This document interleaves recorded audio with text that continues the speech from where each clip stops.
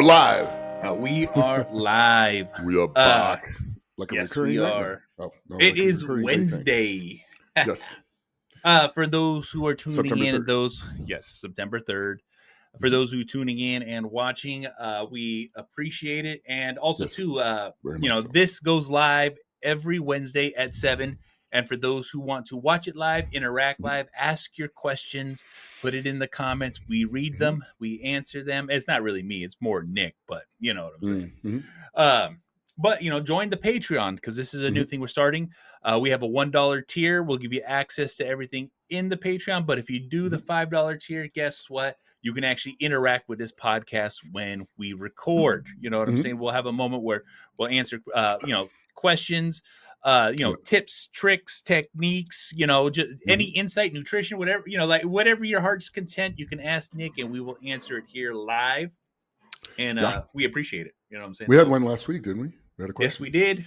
We did. A question here is, I want to ask you a question. You often emphasize the importance of staying methodical, but how can we make progress in an organized way without forgetting what we learned earlier? I remember you also mentioning the idea of developing something into second nature. For example, if I have 10 books to study, I should master the first one completely before moving on to the second one.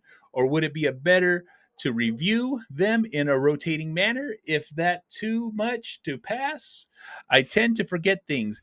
It reminds me of the strength training. I'd really appreciate it if you could tie these concepts together. Okay. So it kind of depends on how you're trying to learn it. Like if 10 books is a lot of books to learn and read from. Let's start there. Yes. If you're taking it for a college class or whatever, you're going to have to learn a little bit each week because they're going to go step by step by step by step in each category in each subject. If you're already kind of have read it and learned it, yes, learn. If you got 10 books you need to learn, go one at a time. Absolutely. Go through your first one, take notes when you're going through it, write stuff down, kind of like a personal review. So when you finish a chapter, write your own personal review of that chapter. Write it down.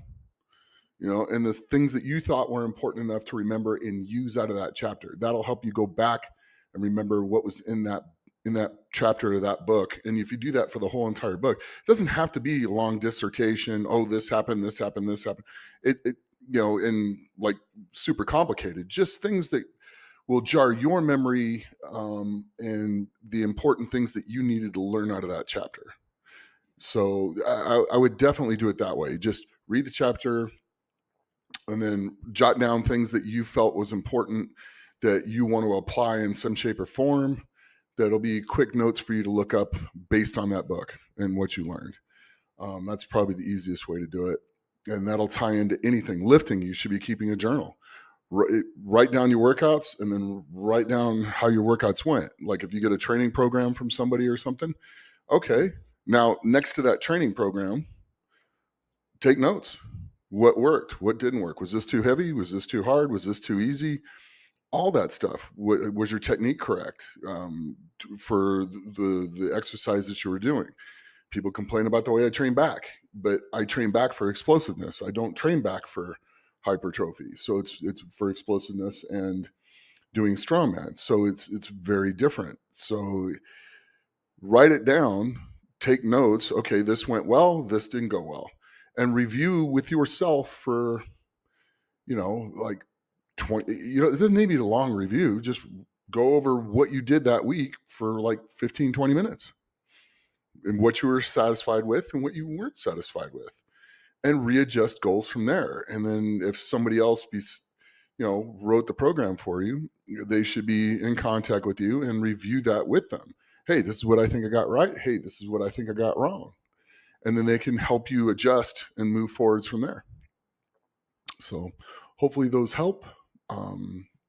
There you go. Yes. And, just even for context, explain what you, we all know what methodical means, but what does that, when you say it, what does it really frame you in thinking? Well, slow and methodical means you're just going to move through every bit of it as you go. So it's not about getting from A to Z fast. It's about getting from A to Z thoroughly and not missing anything in between. That's the difference. Most people want to get from A to Z as fast as possible. And so they'll go A, D, S, V, X, and then Z. And they're like, yay. And it's like, no. Go A to B to C to D and don't worry about the time. Worry about getting it done and getting it completely done and then moving on to the next thing. That's what I mean by slow and methodical. It's not trying to get strong super fast or get knowledgeable super fast. It's about getting knowledgeable, getting strong, and staying strong and doing those things that are a process. Slow and methodical also means your food. That's part of your training. Your rest. That's part of your training. All of that. How you handle the stress in your life. That's being methodical. Methodical means every piece of this. Those things all add into your gain, your succeeding or failing, your gains or your losses. All those things apply. If you're trying to lose weight and get in better shape, well, you're going to have to move a little bit more. You're going to have to sit down a little bit less. I mean, Arnold talks about this a long time ago. If you're trying to lose weight, if you can sleep or sleep less, sleep a little less. If you can lay down or stand up, stand up. If you can stand up or walk, walk. It's just stuff like that. The more move, and it's the opposite. Once you're done training, if you have a choice to stand or lay down, lay down. If you got a chance to lay down or take a nap, take a nap. If you got a chance to take a nap or sleep, sleep. The rest is going to be, it's the same philosophy, just reversed for trying to do different things. If your body's trying to recover from heavy, hard workouts, a little hour nap in the middle of the day is going to actually make you heal a whole heck of a lot more than you think. Your body's going to have that downtime where it's completely downtime. When you're resting, it's completely downtime, and your body's and sleeping, your body's putting itself back together. So those are kind of what I mean about being methodical. There's like every little piece of your life functions around that. Not every single piece, but the things that drive you to be successful, that's what you're trying to do. If you're trying to be the best, beer salesman, if you're trying to be the best lawyer, if you're trying to be the best, doctor, whatever, you're going to methodically go through everything that you do to be the best at it. Everything in your life is going to be set up around it. If your goal is to be the best father, everything in your life is going to be set up around being a good dad. But being a good dad is providing, getting a decent job, making decent money, spending time with your children, teaching them right from wrong, leading by example, stuff like that. And being a good person in front of them. They see that, they learn that from you because they idolize you. So they're going to emulate you and your example as you get older. So it's a big deal. Yeah, no, that's kind of what I'm talking about that. See, and that's that clarification, because like I said, we all understand what methodical means, but sometimes you have to get a deeper dive into like the philosophy and mindset, because that a lot of people want to hear that from you, because you know what I'm saying? We say these things, but if we have a little bit more meaning behind them, it gives everyone an opportunity to look inside your brain, where all the knowledge that almost everybody that we meet wants. You know what I'm saying? Yeah, my definition of methodical is going to be different than just methodical. It's and that's kind of how I did things. When I focused on strongman, everything in my life was set up around strongman. My fun time wasn't going out on the weekends or doing stuff. It would be spending time with my family, training, and getting enough work done for me to provide for my family. That was it. Mm-hmm. Just that, plain and simple. And pretty much nearly my whole entire strongman career was spent like that. I was working 50 plus hours a week and then spending time with my family, and the rest of my time was training. That's it. That's all I did. I didn't do a whole lot else. There was no going out and drinking. every that's what once in got a you there. blue. Yeah, exactly. But that's what I gave up to get there. You got to be willing to give. You're never just going to be handed something on a silver platter without having to sacrifice in some way, shape, or form. And most of the time you'll sacrifice is time and where your time's going to be spent. And that's it's like that for anything. If you want to be, a great businessman, your time's going to be spent doing business. Yep. And then the rest of it's going to be spent on the rest of what's important in your life. And if you don't do that, you won't have what's important in your life around. It's that simple. It is that simple. So, it just reminds me of the podcast you were just doing where you were talking about investing in yourself. Yes. You know what I'm saying? I think you were just on the Shaw class. It was a Shaw podcast itself. Yeah. You know what I'm saying? That was actually quite a while ago. He put the clip out today. Yeah. Yeah. And, it doesn't.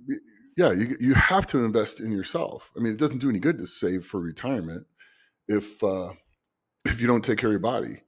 What good is it to retire at 65 and not be able to do anything? The goal should be is to do everything at 80 that you could do at 20. And you're going to have a very good quality of life. And if you save a lot of money to be able to do those things, then you should be able to invest in yourself to do those things. And it's not something that you can put off and, I'll do this later. Doesn't work that way. Yeah. Kind of like saving for retirement. You're not going to do a very good job saving for retirement, at 66 or at 65 or, at 59. It's not going to happen. But, it's the same with your health. You can't all of a sudden go, okay, well, I'm 58 and I haven't done anything. So now I'm going to try to get into the shape where I can do things that 20-year-olds can do. You're going to have, that's going to be a 6 to 8 year fight. Can it be done? Sure. Is it going to cost you a lot of time, effort, and you're going to learn so much more about recovery and stuff like that, because recovery is a lot more difficult as you get older. It's a lot easier to maintain when you've been doing it for 40 plus years, and just like a fund that's grown to be millions of dollars off of, I was just talking to my ex-boss the other day, and when he graduated college, his dad gave him, I think, like 50 grand. And he says, now turn this into $1 million, and wanted him to invest it. He wasn't going to give him any more money because he didn't. Yeah. But he learned how to invest from him and how to pick stock and how to do those things. And he turned that into a whole lot more than that.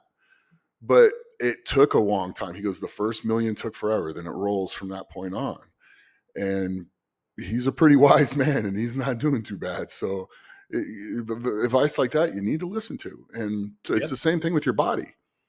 You need to invest the time into your body as well, not just financially. You have to put time into your body and your inner self as well. So it makes a big difference, and it's a lot easier to maintain if you've been doing it the whole time. Yes. And I'm not telling you to go out and work out 3.5 hours the way I did every single, 4 or 5 days a week. I'm telling you, just go spend an hour on yourself, on your physical well-being, to be physically active and train at least a minimum of 4 days a week. And you'll start getting better from there. So exactly. And just off of that, like I said, it's like, Nick, you are one of those people who are a check mark on what the new age is. You know what I'm saying? Because, like you are, you're 56, but the thing is you're a different specimen of 56. Because I remember growing up when you were 40, or when you were, let's say 50, you were already looking old. You were already frail. Oh, back in the day, back in the day, you know what I'm saying? It's you were already starting You're already starting to Yeah. drastically break down. You were way overweight. You had all kinds of health problems. You were at the doctor all the time, getting some new pill to help you feel better or to live better. And that's not the new thing today. The goal is to be on as little medical stuff as possible. And, muscle mass creates longevity. Period. It does. It's a new thing now. Period. It's not the new thing. It's not. It's just, new. People just now realize it's true. Yes. Yes. That's more what it is. The whole entire time. It's just some people figured out, oh yeah, this isn't BS. I'm going to do this. And they benefit from it. And then you got other people, oh, I can just do this later. And I can not do this and not do that. And the doctor will take care of me. The doctor wants to come back so you make money from them. Yeah. Well, also too, the doctors, and just from your experience alone, only tell you when something is about to happen and not how to prevent it ahead of time.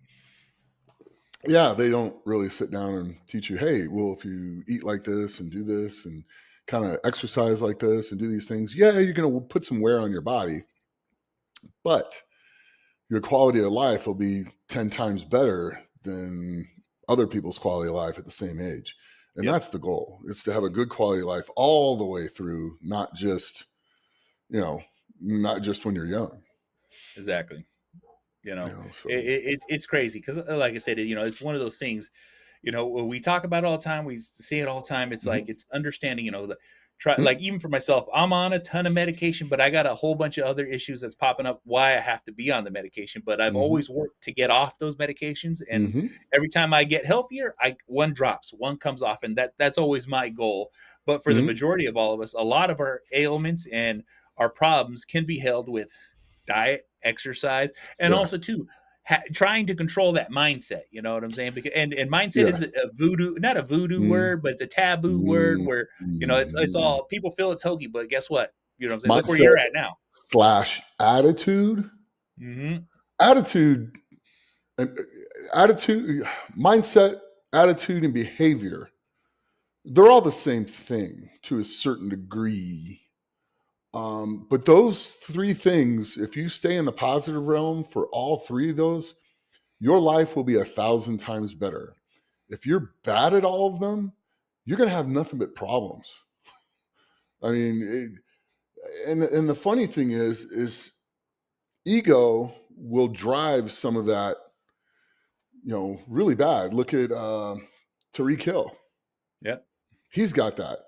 He's been blessed with everything under the sun. But he's got a bad attitude when he's not on a football field. Yep. And when you speed at 100 miles an hour through a construction zone in front of the stadium and then are kind of a jerk when the police pull you over to give you a ticket and ask you to roll down your window and you refuse and you do these things, and then you find yourself sitting on the curb, that's all your fault. That's not the police's fault. You are not supposed to drive 100 miles an hour in front of a stadium. You don't have the right to do that. And that's attitude and behavior, all in a nutshell, sitting right there. And that's also ego, because I make $1 million and I run on Sundays and, people like to watch me play football. Okay, great. Awesome. People like to watch you play football. Still doesn't mean you need to act like anybody else. You've got to be held responsible to all the same stuff as everybody else. And having a bad attitude going into anything is going to make it worse. So go in and have a positive attitude. There's been times where I've gotten pulled over in a car and I was driving too fast. I had a great attitude. I'm like, hey man, sorry, my bad. I know I was just trying to get somewhere a little too fast. I should have left earlier. It's my fault. So man, I'm sorry. I know you're having a bad day. Here's my license. Here's my registration. Here's this. And oh, by the way, I have a CCW. So I do have a firearm in the car. Exactly. And the police officer looks at me and goes, man, you know what? Please slow down. And you have a great day. Okay? Can you slow down for me? Absolutely, sir. And off I went. It's all about your attitude. And then there's been other times where I still have the good attitude and I get written a ticket. But you know what? Yeah. He doesn't write it for the full max. Exactly. So if I'm sit there and act like a jerk and, hey, don't you know who I am? And start doing all that stuff, don't act like, don't you know who I am? Just be humble as the things happen and have a good attitude when you get through it. And the result is always going to be far better in the end than what it would be if you had a bad attitude. Plain and simple. Everybody has bad days. Everybody has bad days. And it could just be that police officer's bad day, or that other person at work's bad day, or your boss's bad. Somebody's having a bad, your wife's bad day. Everybody's having a bad day.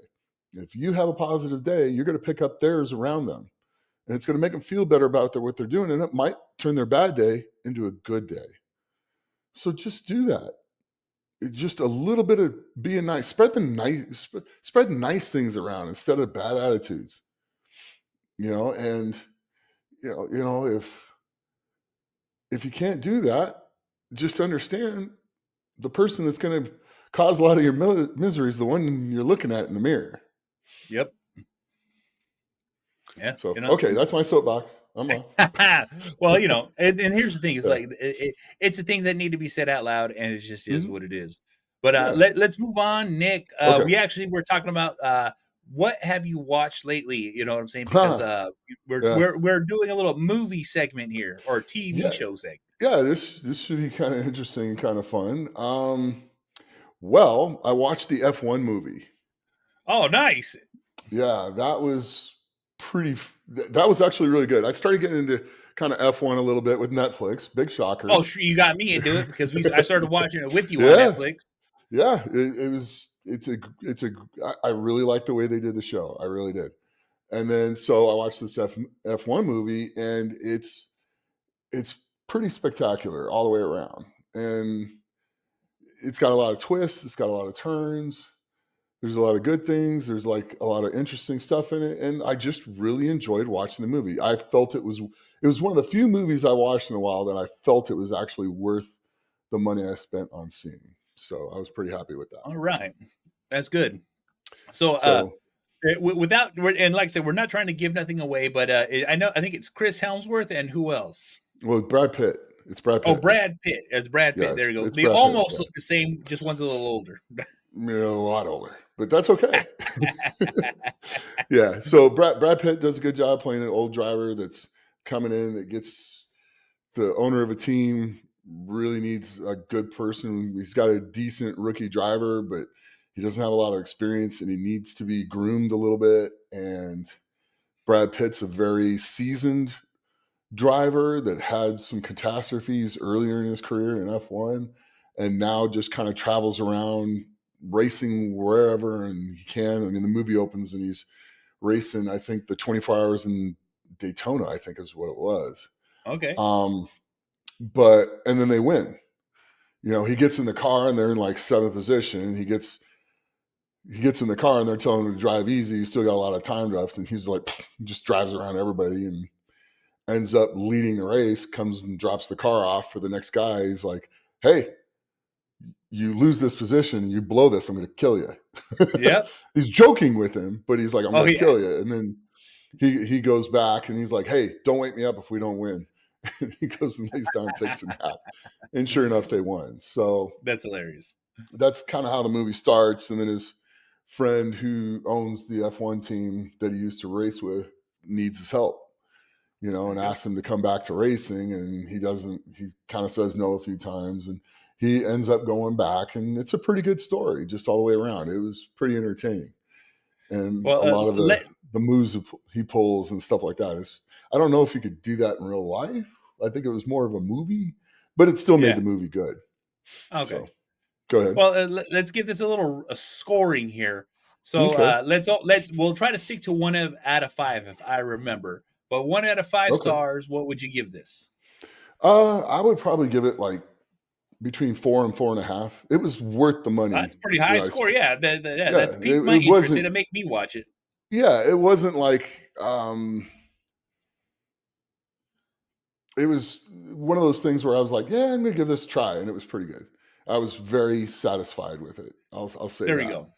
So, there we go. When you're pleasantly surprised with something, it's really good. It's like when we watched American Primeval. I was like, at first I was like, oh, okay, we'll just watch this, and then goddamn, I was like, this is really good. Pretty darn good. Yeah, pretty damn good. Yeah, and that always when me and Nick get together, we have a little bit of downtime. He throws something different on, and we end up just completely not doing any work and watching movies. I'm like, I'm tired. What about you? Yeah, okay. Let's eat some food and watch. Let's actually get some rest for a change. Exactly. And then we do that. and stay entertained. That's funny. Oh, But I saw another movie too, what'd you watch? Thunderbolts. Thunderbolts. I wanted to watch that. I just haven't had an opportunity for it. So let me know what you think. That one, I don't think I'd rate it as high as F1, but what I expected to see and what I did see were drastically different. I thought it was, I was just like, all right, you know what? I need to watch something new that I haven't seen, and I'm just going to watch this, and we'll see what happens. And it wasn't horrid. It wasn't bad. Okay, I respect that. Would For the I last rush couple? it? Yeah. This was kind of a little slightly different the way they did things, and they didn't take and warp a whole bunch of established characters per se. Yeah.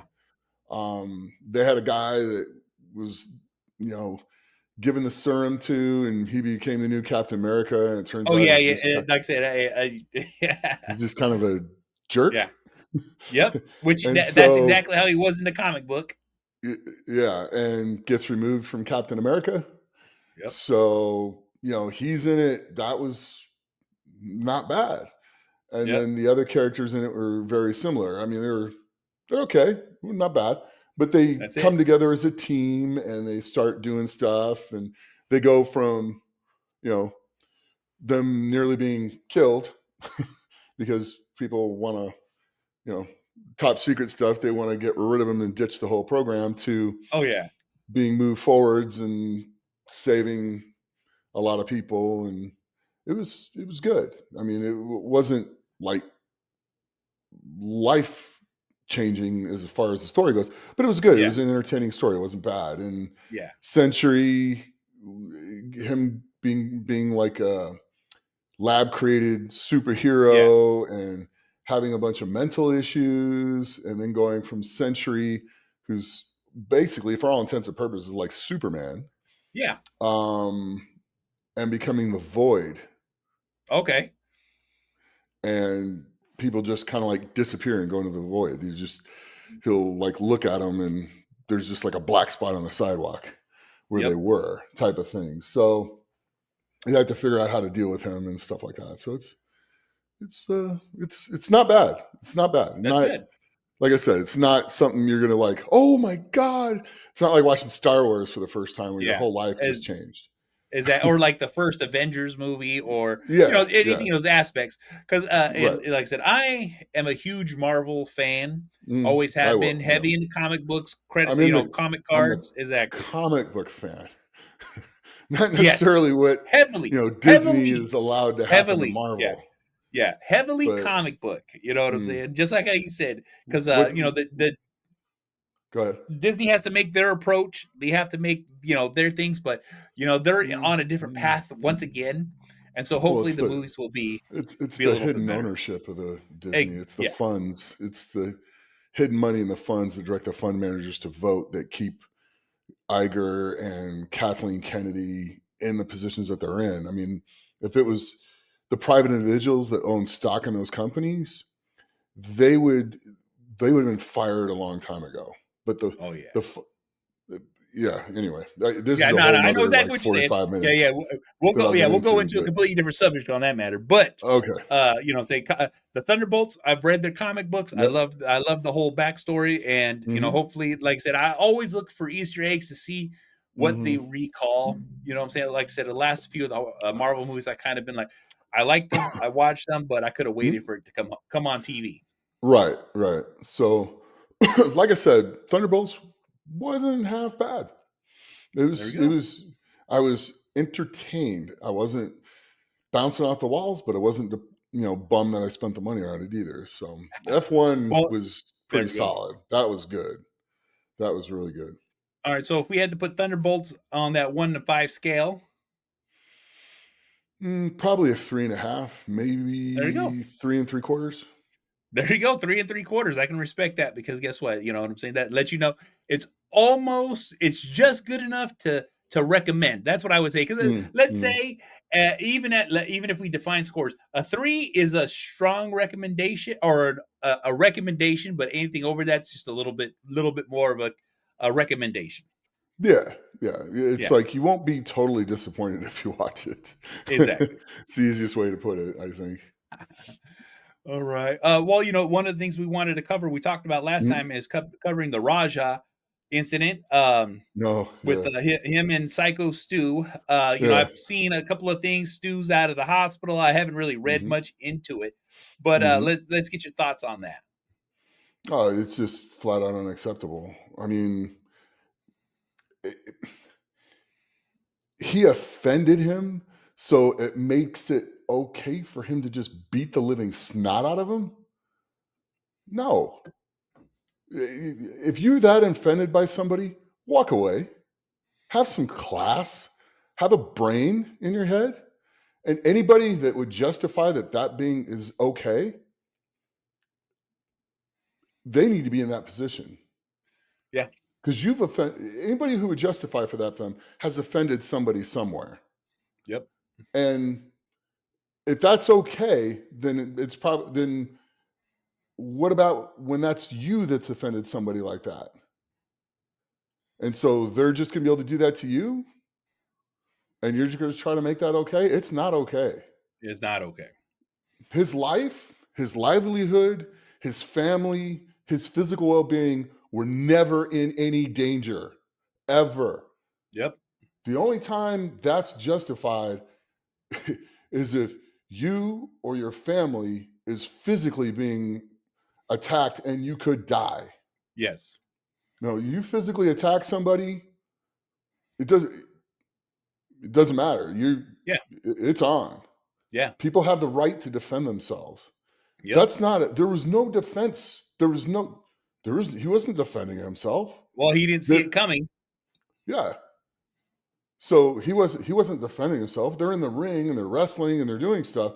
And he just decides, I'm mad at this guy. I'm going to have zero self-control.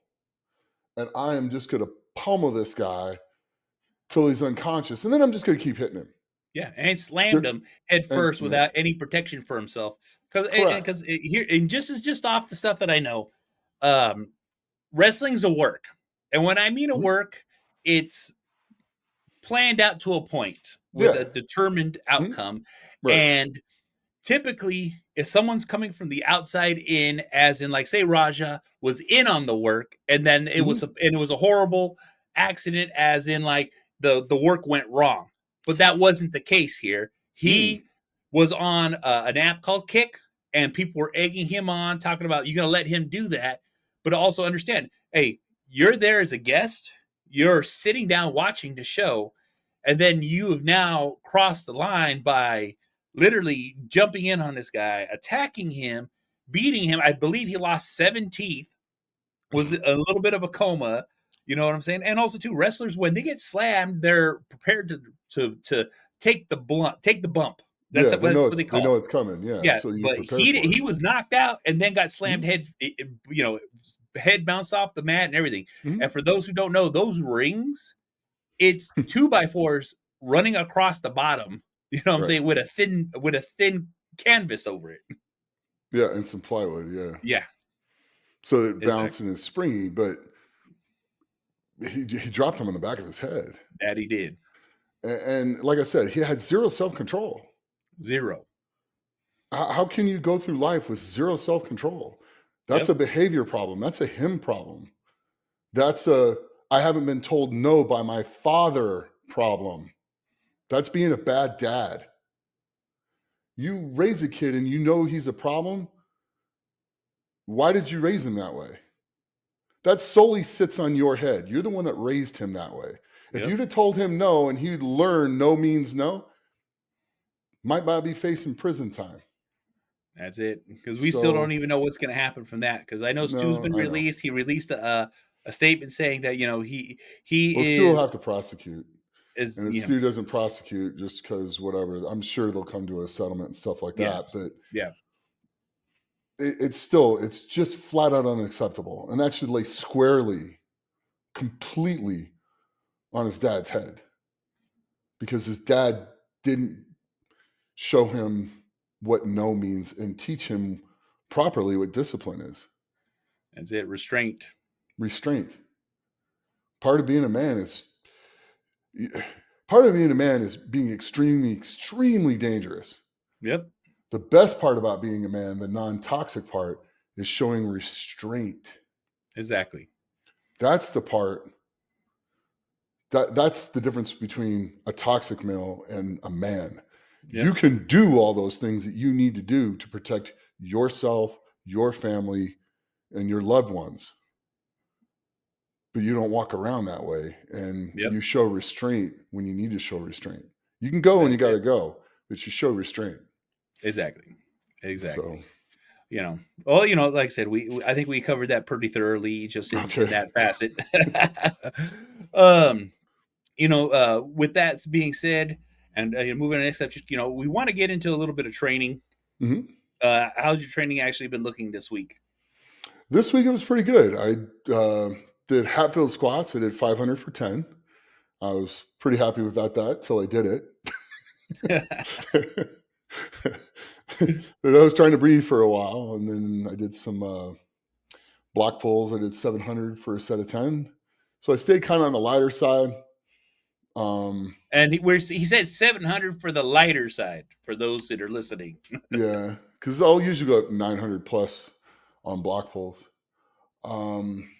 And then I did some shrugs. I did the 150-pound dumbbells for a set of 60. And then I did those stiff-legged deadlifts with the dumbbells. I did 2 sets of 10 with the 150s. And then glute ham raises with hyperextensions and an 80-pound kettlebell for added weight. And my hamstrings were pretty wrecked after that. Then I went out in the street and I took my 100-pound rubber tire and dropped 200-pound plates on it, which this street out in front of my new house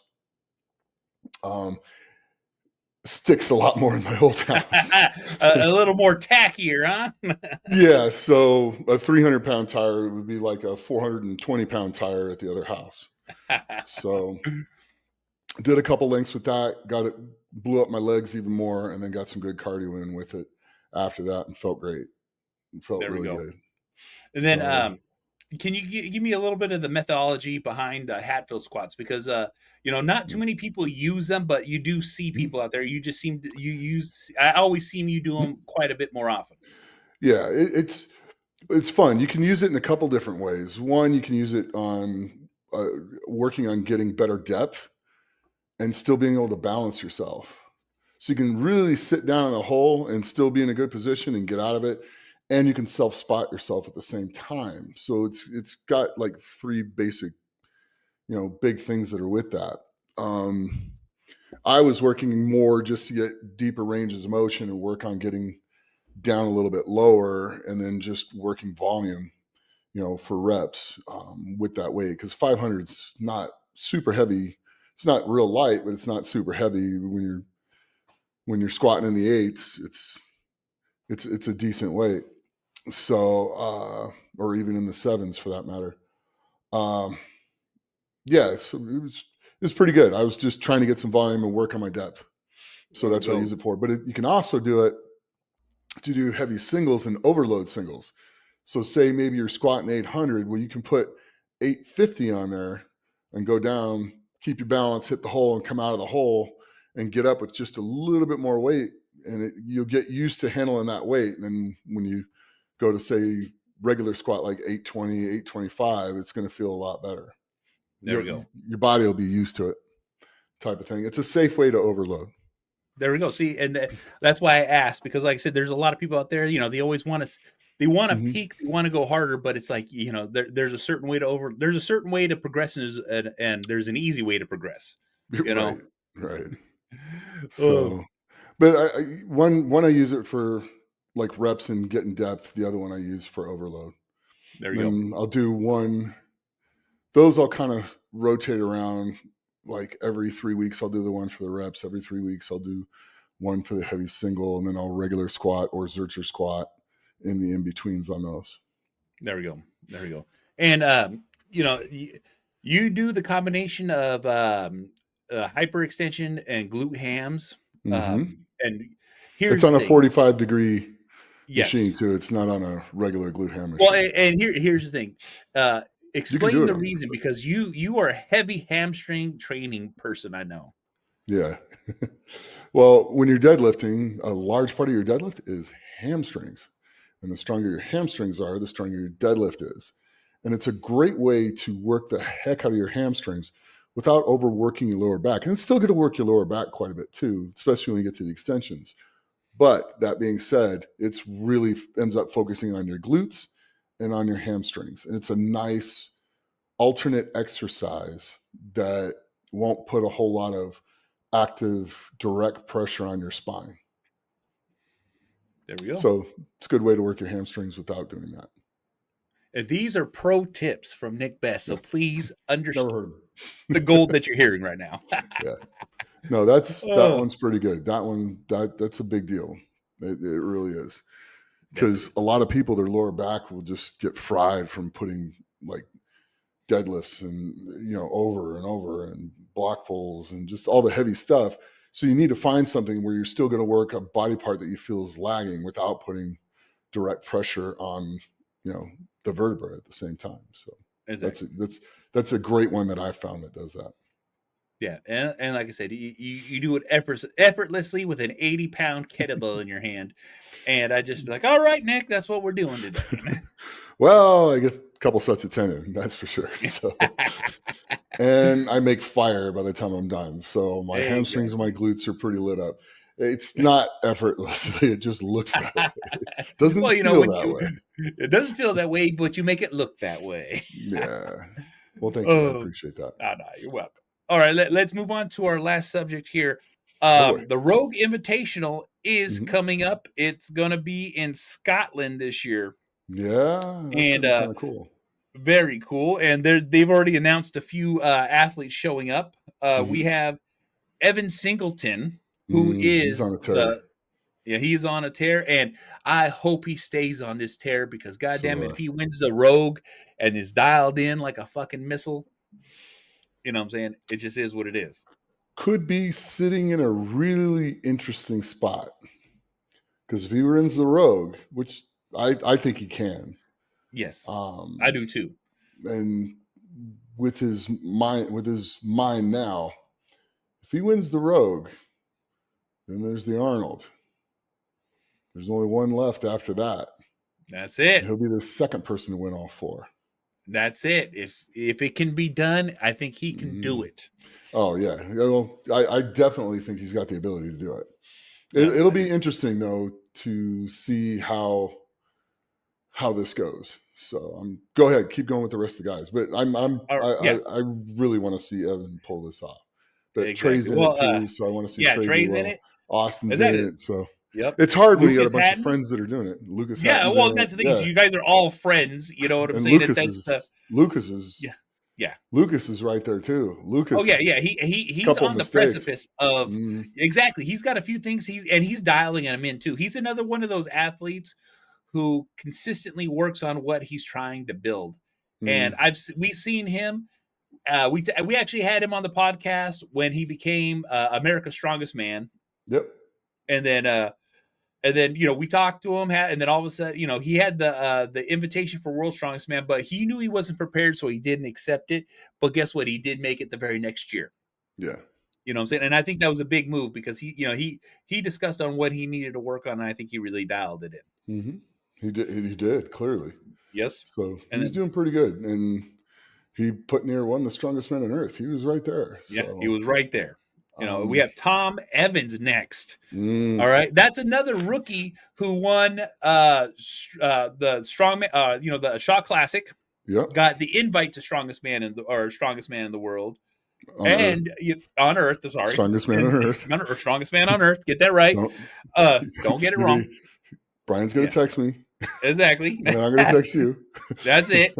Strongest Man on Earth. Strongest Man on Earth, and and then we actually had him on Legends of Iron when we were doing that podcast and just communicating with him. And then he got his World's Strongest Man invite too, and we actually got to see him perform at that Myrtle Beach performance. Yeah, that was a lot of fun. You know what I'm saying? Exactly. Yeah, he's pretty good. He got third at the Strongest Man on Earth. Exactly. So he's getting bigger. He's getting stronger. He's getting better. Exactly. So he keeps improving.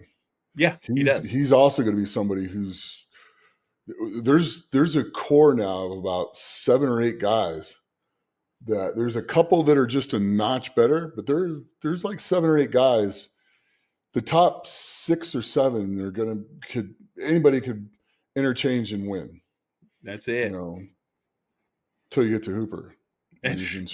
There we go. And he's dialing it in for himself right now too. So, he's coming to this too, isn't he? Exactly. He should be. Well, it's not announced yet, but I believe he's on that list. And then the first person who's actually invited was Austin Andrade. Yep.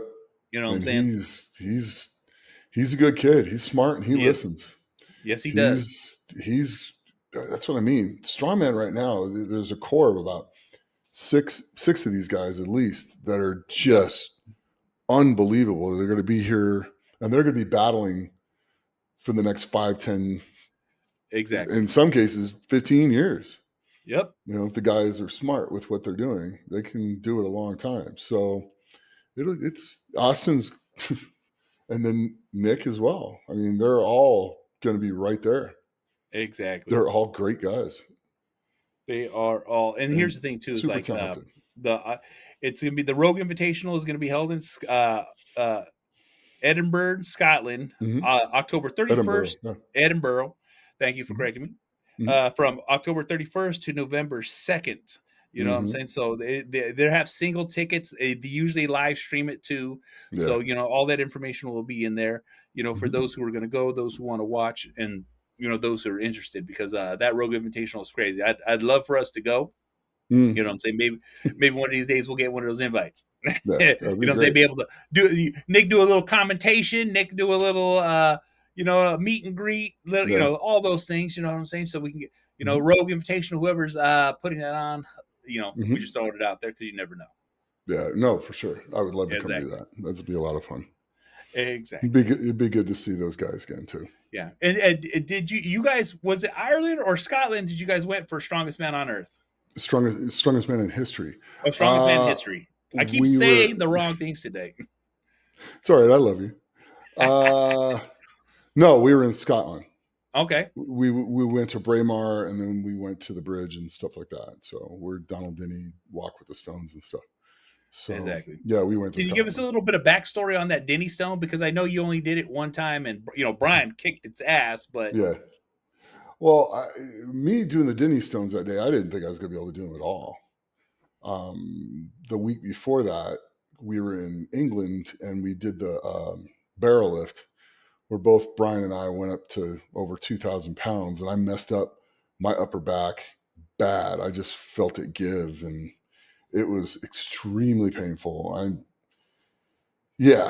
And I had basically 7 days to bathe in DMSO. People don't know what DSMO is, but goddamn, that shit is brutal. Yeah, it'll help you heal faster and gets inflammation out pretty fast. But boy, does it make you stink. Eddie makes no bones in letting me know about it all the time. But it got me to where I didn't think I was going to be able to pick him up, and then I picked him up and I got a few steps with him, so I was pretty happy. I would have loved to do those completely healthy. I really would have, but that's okay. I mean, there's another day. Yeah, exactly. So, but it was fun, and Brian went up there and killed it. And the kid that had set the world record like the week before found out we were coming and stayed a whole nother week, and then tried to go up there and break the record Brian just set like right after we did it. Oh my God. It's just like, dude, come on, really? Yeah. He didn't do it, but no. Brian is a different breed and a different size human, so what I'm saying, he's gonna do what Brian's gonna do. Yeah. Oh, that's exactly it. Yeah, so it was really neat getting to be up on that bridge though, because not everybody that tries those things gets to do it on the bridge. Most of them do it down by the house. Yeah, we got to do it up on the bridge, and they stopped traffic, and we were very appreciative of everybody, even though that had to sit there and wait for us. Because they stopped the road, they stopped the traffic on the road going in both directions. Oh, okay. So yeah, I didn't know that was a road. I thought it was just a bridge that was there. No, it's a road that goes over the top of the bridge. Okay, and okay, so it's daily use. So you guys definitely stopped traffic. And Yeah, people could not get to their homes or out away from their homes.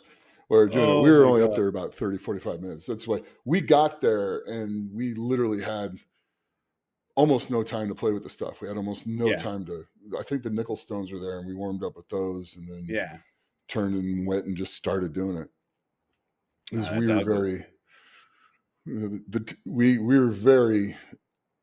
We had to stick to the time schedule. We were on a very strict schedule. When you're on a TV set, that's just what it is. Time is money, literally. Well, unless you're Black and Abbey Road. There we go. And Eddie's with you, and the police officer recognizes Eddie, so he stands there and kind of keeps an eye on things. And after that, everybody in the cars quit complaining. That's it.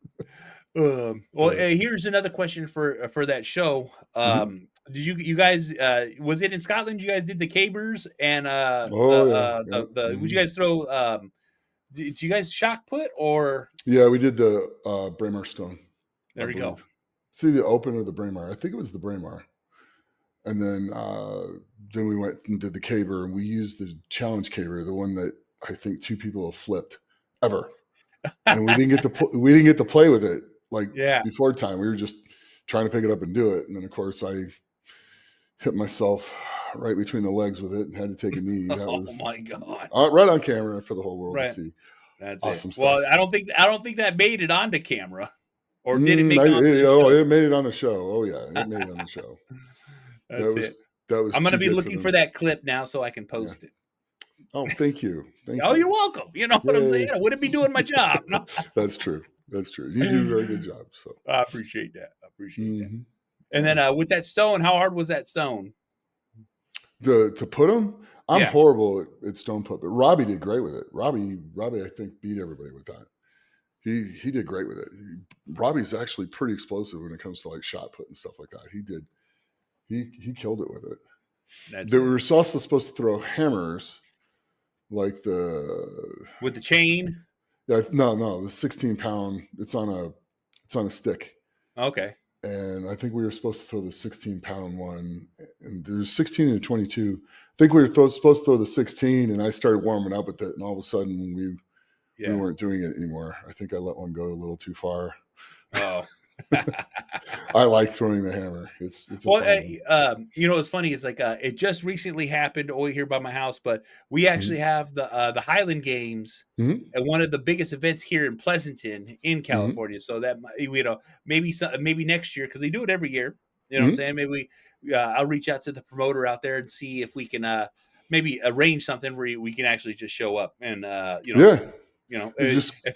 think Francis Bredner is part of all that stuff. Just get a hold of Francis. There we go. You know what I'm saying? I'll see about getting a hold of him, see about that for next year, because that'd be a cool little thing to do with you.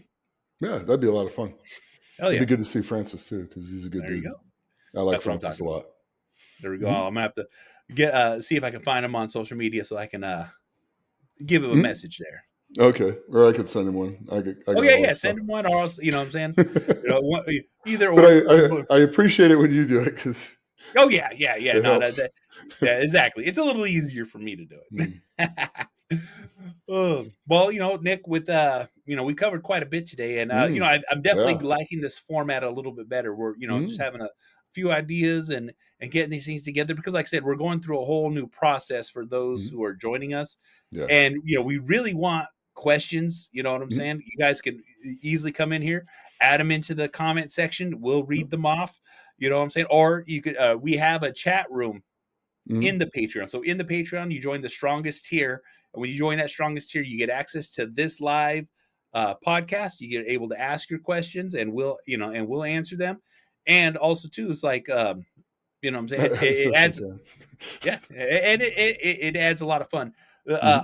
Also, too, we do have a fully functioning store in there, but we're actually in the process of starting a new store, because it just came to our attention that shipping is ridiculous, and we don't want that for you guys. So we're sorry about that, but the old store will stay up until the new store is done. Exactly. And we have a new lineup of stickers, shirts, coffee mugs, stuff like that. You know what I'm saying? Even a hat. You know what I'm saying? So we could, we'll start getting some of that stuff rolled out over here. It takes a little bit of time. We'll have a bunch of designs coming too. Not just what you see up there now. There's gonna be a lot more stuff in there. So. Oh yeah. Well, no, there's quite a bit in there too. I don't know if you had a chance to look at, but all the new designs are in there. So we'll probably have to look at those after that. But like I said, this store is not permanent. It's just there for right now, and we're gonna put a new one on there. But Nick, take us out of here. All right. Well, if you like this, like, share, subscribe, and purchase the Patreon. And as always, train hard, train smart, and be the best you that you can be. And we appreciate you. And thank you for your time. People don't have a lot of free time. And for you to spend yours with us doing this, I really appreciate it. Thank you very much. And thank you, Ben, for taking care of all this stuff. Without you, this doesn't happen. Well, I have fun doing it. So that's the best part. Me too. All right, you guys.